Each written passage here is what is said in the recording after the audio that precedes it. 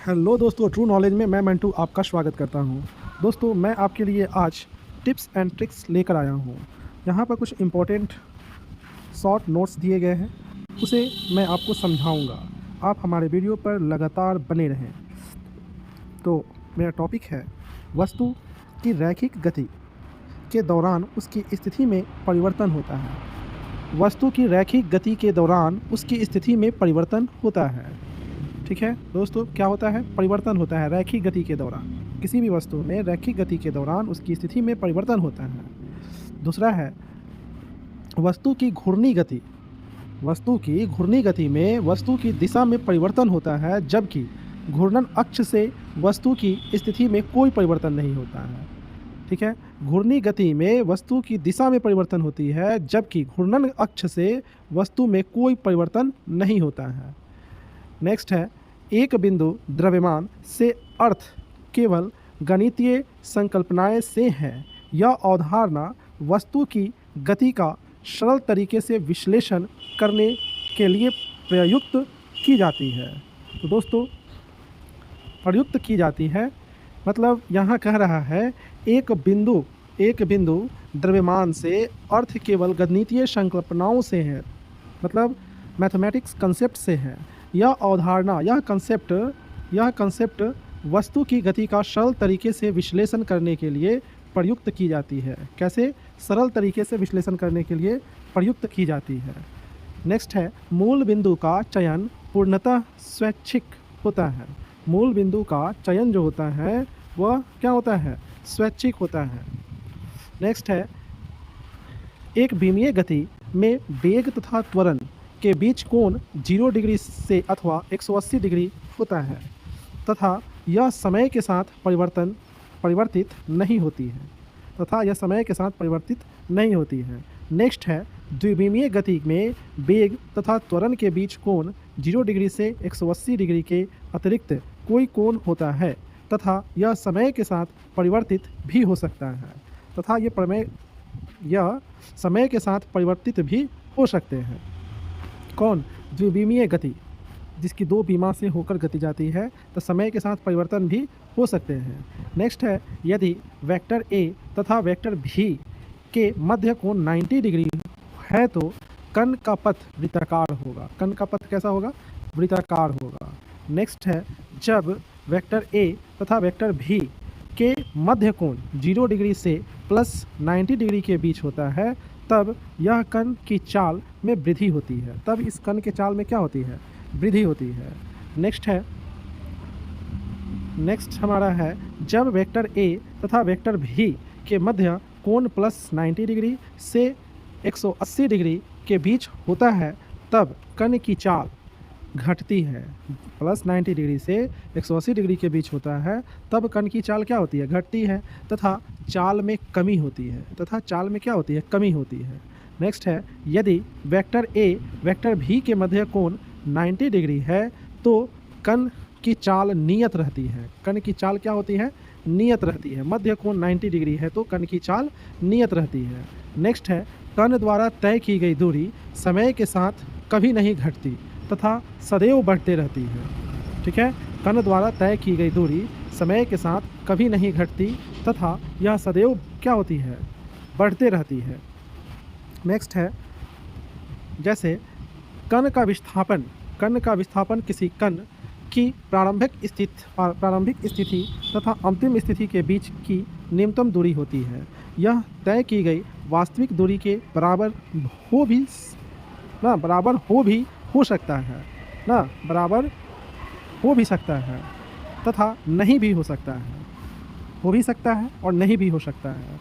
Next, किसी कण के विस्थापन से कण द्वारा चले गए पथ की प्रकृति ज्ञात नहीं की जा सकती। किसी कण का विस्थापन से कण द्वारा चले गए पथ की प्रकृति ज्ञात नहीं की जा सकती।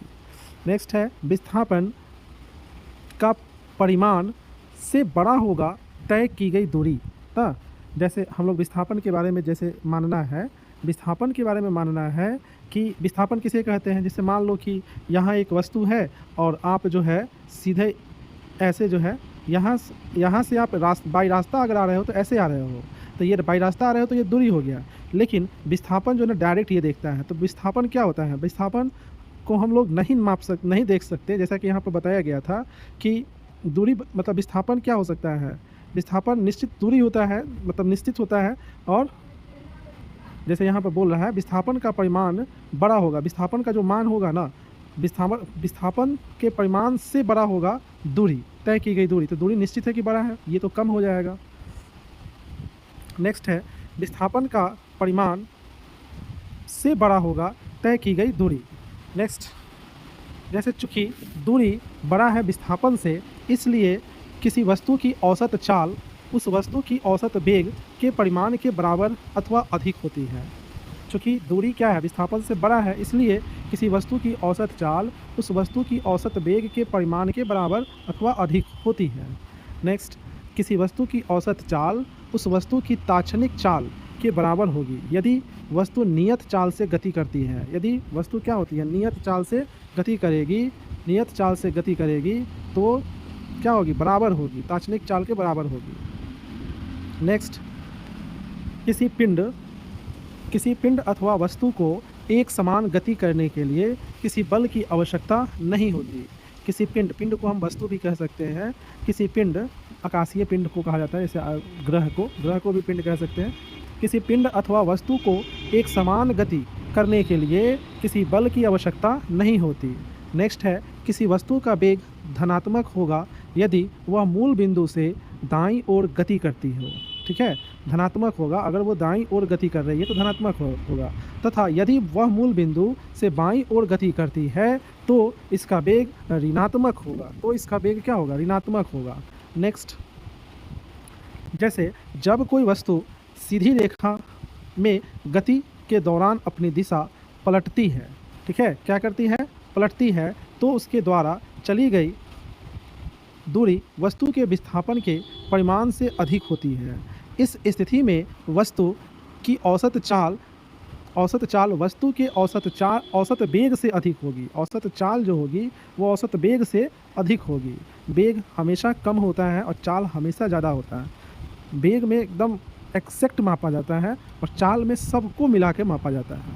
नेक्स्ट है स्पीडोमीटर वाहन की तात्क्षणिक चाल को मापता है। स्पीडोमीटर वाहन की तात्क्षणिक चाल को मापता है कि एग्जैक्ट मतलब गाड़ी जो है कितने चाल से चल रही है, एकदम एक कदम भी चलेगी तो वो माप देता है। कौन, स्पीडोमीटर। नेक्स्ट है हमारा यदि कोई वस्तु कुल गति के में आधे समय तक v1 चाल से तथा शेष आधे समय में v2 चाल से गति करती है तो इसका v का मतलब एवरेज होता है, मतलब वेग का जो एवरेज होगा वो v1 प्लस v2/2 करके आएगा। ठीक है, अब नेक्स्ट है जब कण गति की आधी दूरी v1 चाल से तथा शेष आधी दूरी v2 चाल से तय करती है तो v एवरेज, ठीक है, v average 2v1 into v2 by v1 plus v2 होगा। एवरेज इसका इस तरह से निकलेगा। ठीक है, यहाँ पर चाल और शेष v2 चाल से गति करती है तो इसका एवरेज इस रूप से निकला, लेकिन इसका एवरेज इस रूप से निकलेगा जब कण गति की आधी दूरी में v1 चाल से शेष आधी दूरी v2 चाल से तय करती है तो v average 2v1 by v plus v2 में तय की करेगी। हमारा नेक्स्ट है जब कण प्रथम 1/3 दूरी v1 चाल से द्वितीय 1/3 दूरी v2 चाल से तथा अंतिम 1/3 दूरी v3 चाल से चलती है तो इसका एवरेज कैसे निकलेगा, तो v एवरेज मतलब वेग का एवरेज मान, औसत वेग इसको हम लोग कहते हैं, v एवरेज को औसत वेग is equal 3v1 v2 v3 by v1 v2 v2 v3 और v3 v1। इतना मान आएगा एवरेज का, औसत वेग का मान, जब तीन चाल अलग अलग दूरी तय करती है तो, तीन अलग अलग चाल से तय करती है तो। नेक्स्ट, दो कण जिनके विस्थापन समय ग्राफ के ढाल θ1 तथा θ2 एवं वेग क्रमशः v1 और v2 हो तो v1 बाई v2 बराबर tan θ1 tan θ2 होगा। ठीक है, क्या होगा, तब इसका जो v1 का और v2 का मान जो होगा tan थीटा 1 और tan थीटा 2 होगा। नेक्स्ट v1 v2 का मान tan थीटा पर ही निकलता है दोस्तों। यहाँ पर एक समान गति करते हुए कण का वेग बराबर विस्थापन समय ग्राफ का ढाल। एक समान गति करते हुए कण का वेग विस्थापन समय ग्राफ का ढाल। नेक्स्ट, विस्थापन समय ग्राफ का ढाल जितना अधिक होगा कण का वेग उतना ही अधिक होगा तथा इसका विलोम भी सत्य है। इसका विलोम भी मतलब सत्य है। कहने का अर्थ है विस्थापन समय ग्राफ का ढाल जितना अधिक होगा कण का वेग उतना ही अधिक होगा। जितना ढाल हम ज़्यादा करेंगे उतना वेग का मान क्या होगा। कोई भी वस्तु का ढाल अगर बहुत खड़ा कर दिए तो उसका जो उसका वेग होगा उतना अधिक हो जाएगा। ठीक है, ऐसे समझ लीजिए इसका विलोम भी सत्य है। जैसे भी डैश है टी ग्राफ से घिरा क्षेत्र कण का विस्थापन, भी टी ग्राफ से घिरा क्षेत्रफल बराबर कण का विस्थापन। नेक्स्ट, वेग समय ग्राफ का ढाल बराबर त्वरण। वेग समय ग्राफ का ढाल बराबर त्वरण होता है। नेक्स्ट, जैसे यदि कोई कण t1 समय तक त्वरण a1 से त्वरित होता है तथा t2 समय तक त्वरण a2 से त्वरित होता है तो औसत त्वरण a1 t1 plus a2 t2 बटे t1 प्लस t2 होगा। नेक्स्ट हमारा है यदि दो भिन्न द्रव्यमान m1 m2 की वस्तुओं पर समान बल F लगाते हैं तो उनमें त्वरण क्रमशः a1 a2 उत्पन्न होता है। अब यदि वस्तुओं को जोड़ दिया जाता है तथा निकाय पर समान बल F लगाया जाता है तो निकाय का त्वरण a होगा। a is equal a1 a2 by a1 plus a2 होगा। नेक्स्ट है जैसे यदि वस्तु विराम से गति प्रारंभ करती है, विराम मतलब रुका हुआ। यदि वस्तु विराम से गति प्रारंभ करती है तथा समान त्वरण से गति करती है तो वस्तु द्वारा t सेकेंड में तय की गई दूरी t स्क्वायर के अनुक्रमानुपाती होती है, अर्थात s अनुक्रमानुपाती t स्क्वायर। ठीक है, अतः हम कह सकते हैं कि 1 सेकेंड, 2 सेकेंड तथा 3 सेकेंड में चली गई दूरियां का अनुपात 1 स्क्वायर, 2 स्क्वायर, 3 स्क्वायर अथवा 1, 4 और 9 होगा। 1:4:9 होगा। नेक्स्ट है यदि कोई वस्तु विराम से गति प्रारंभ करती है, विराम मतलब रुकी हुई है और चलना प्रारंभ की तथा समान त्वरण से गति करती है तो वस्तु द्वारा nवें सेकेंड में चली गई दूरी 2n-1 के अनुक्रमानुपाती होती है, अर्थात Sn अनुक्रमानुपाती 2n-1 होगा। अतः हम कह सकते हैं कि प्रथम, द्वितीय तथा तृतीय सेकेंड में चली गई दूरियों का अनुपात 1, 3 और 5 होगा। 1, 3, 5 अनुपात में होगा। नेक्स्ट है जैसे u वेग से गति करती हुई वस्तु को ब्रेक लगाकर इस दूरी के अंदर रोका जाता है, मतलब एक निश्चित दूरी के अंदर रोका जाता है। यदि वही वस्तु nu वेग से गति कर रही हो तो समान ब्रेक लगाकर वस्तु को रोका जाए तो यह n स्क्वायर s दूरी तय करने के पश्चात रुकेगी। ठीक है, चूँकि v square is equal u square minus 2as। ठीक है, या v स्क्वायर के जगह पर अगर हम 0 रखते हैं मतलब विराम से वो चलना प्रारंभ की तो u स्क्वायर माइनस 2as होगा। ठीक है, अब यहाँ पर s बराबर क्या हो जाएगा तो u स्क्वायर और बाई 2a को इधर ले लिया गया है और 2a को नीचे करके s अनुक्रमानुपाती u स्क्वायर हो जाएगा। ठीक है, चूँकि a क्या है, नियत है, a क्या है, नियत है, इसलिए s अनुक्रमानुपाती u स्क्वायर होगा। अतः हम कह सकते हैं कि यदि वेग को n गुना कर दे तो समान बल के लिए s का मान n स्क्वायर हो जाएगा। नेक्स्ट है यदि वायु प्रतिरोध नगण्य मान ले, यदि वायु प्रतिरोध मतलब हवा चले ही नहीं, उसके प्रतिरोध को हम नगण्य मान लें, मतलब निर्वात मान ले, तो वस्तु उसी प्रक्षेपण बिंदु पर उसी परिणाम के वेग से लौटेगी जिस वेग से उसे फेंका गया जाता है। ठीक है, नेक्स्ट है यहाँ पर सभी वस्तुएं मुक्त रूप से समान त्वरण से नीचे गिरती है। ठीक है, गिरती हुई वस्तु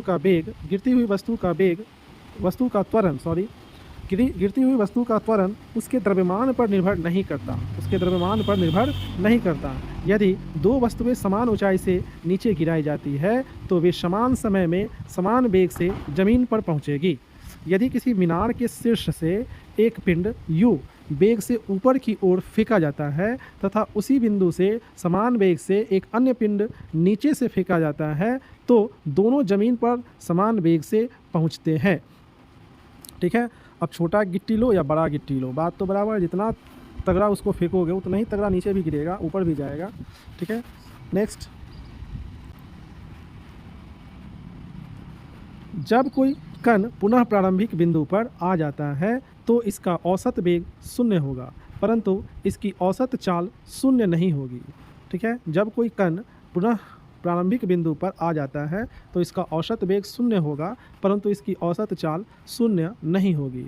नेक्स्ट, यदि दो कण A तथा B समांतर रेखाओं के अनुदिश समान दिशा में गति करती है तो B के सापेक्ष A की आपेक्षिक चाल मतलब VAB के समांतर रेखा VAB is equal VA minus VB होगी तथा A के सापेक्ष B की आपेक्षिक चाल, ठीक है, आपेक्षिक चाल VBA is equal VB minus VA होगी। नेक्स्ट है, यदि दोनों कण समांतर रेखाओं में परंतु विपरीत दिशा में गति करते हैं तो B के सापेक्ष A की चाल VAB is equal VA minus VB होगा, यानी VA प्लस VB होगी। इस प्रकार के सापेक्ष B की चाल, इस प्रकार A के सापेक्ष B की चाल VBA is equal minus VB minus VA होगा। नेक्स्ट है, माना कि कोई वस्तु U वेग से पृथ्वी तल से ऊपर की ओर प्रक्षेपित की जाती है। यहाँ वायु घर्षण नगण्य है तो वस्तु की गति के लिए अधिकतम प्राप्त ऊंचाई is equal h is equal u² by 2g होगी। दूसरा है, ऊपर जाने में लगा समय नीचे आने में लगा समय is equal t is equal u by g होगी। तीसरा नंबर, उड्डयन काल t is equal 2t is equal 2u by g। Next है, चौथा नंबर, जमीन पर टकराते समय वस्तु का वेग इज इक्वल वेग जिससे वस्तु ऊपर फेंकी जाती है, वेग जिससे वस्तु ऊपर फेंकी जाती है।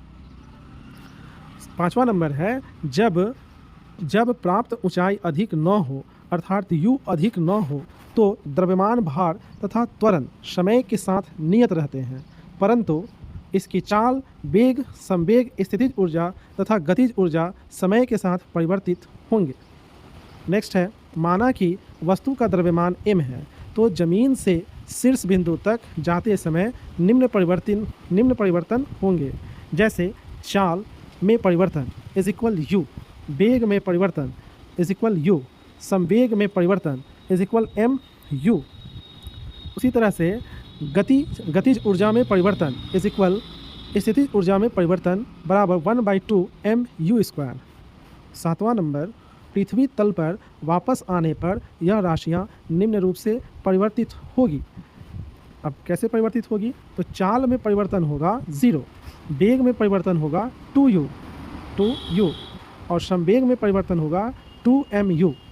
ठीक है, गतिज ऊर्जा में परिवर्तन इज इक्वल स्थितिज ऊर्जा में परिवर्तन इज इक्वल 0।